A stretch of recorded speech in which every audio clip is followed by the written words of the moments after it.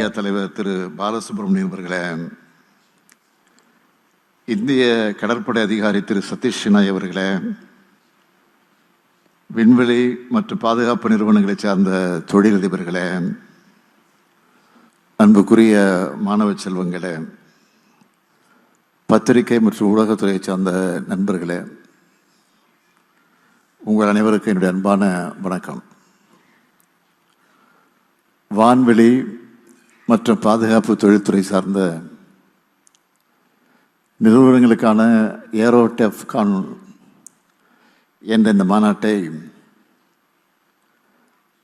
தமிழ்நாட்டில் முதல் முறையாக நாம் தொடங்கி வச்சிருக்கிறோம். தமிழ்நாடு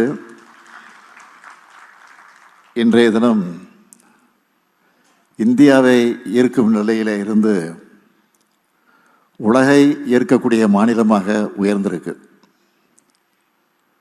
இப்படிப்பட்ட முன்னோடியான மாநாடுகளை நம்மோட தொழில்துறை சார்பில் நடத்துறதுனால தான் இந்த மாநாடுகள் எல்லாம் உலகளவில் பேசப்படுது. அது மட்டுமல்ல, அனைத்து விதமான வளர்ந்து வரும் தொழில்களையும் கொண்ட மாநிலமாக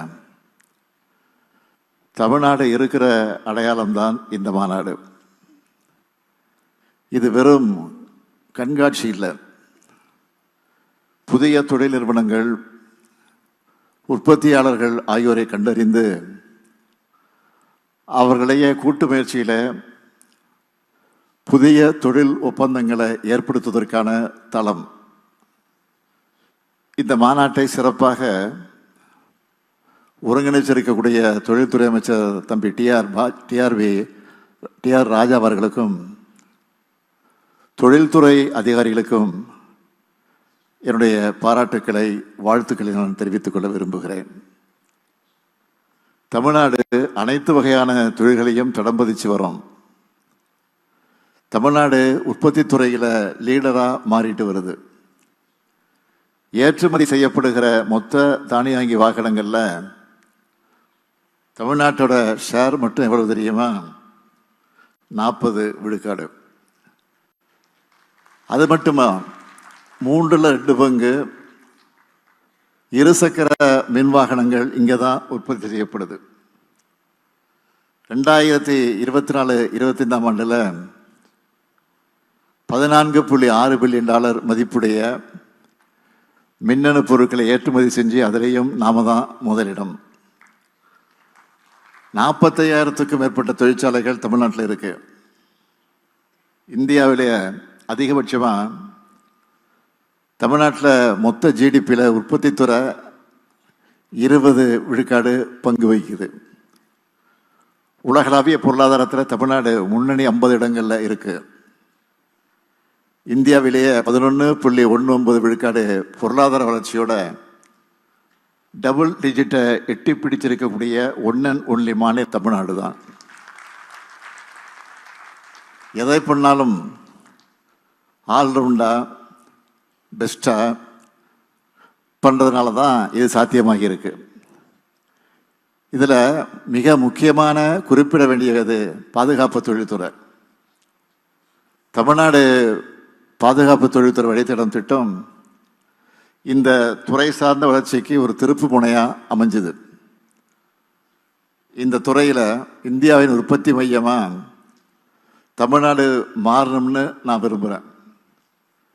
பாதுகாப்பு தொழில்துறை வழித்தடம் எதிர்காலத்தில் முக்கிய பங்காற்ற போகுது. உயர்தர ஜெட் இன்ஜின் பாகங்களில் இருந்து ட்ரோன்கள் உற்பத்தி வர நடக்க இருக்கு. வளர்ந்து வர விண்வெளி தொழில்நுட்பம் சார்ந்த உற்பத்தி பிரிவுகள் இதில் இருக்கு. தமிழ்நாடு பாதுகாப்பு தொழில்துறை வழித்தட தொலைநோக்கு திட்டம் வெறும் எண்ணமாக மட்டும் இல்லாமல் பல முக்கிய திட்டங்கள் செயல்பாட்டுக்கு வந்தது மூலமாக இந்தியாவின் பாதுகாப்பு துறையோட எதிர்காலத்தில் தமிழ்நாட்டோட இடத்தை உறுதிப்படுத்தியிருக்கு. தமிழ்நாட்டில் பாதுகாப்பு தொழில்துறை வழித்தடத்தில் அமைஞ்சிருக்கக்கூடிய நகரங்களில் பல திட்டங்கள் தொடங்கப்பட்டிருக்கு. கோவை வரப்பட்டியில் 360 ஏக்கரில் பாதுகாப்பு தொழில்துறை பூங்கா அமைக்கப்பட்டு வருது.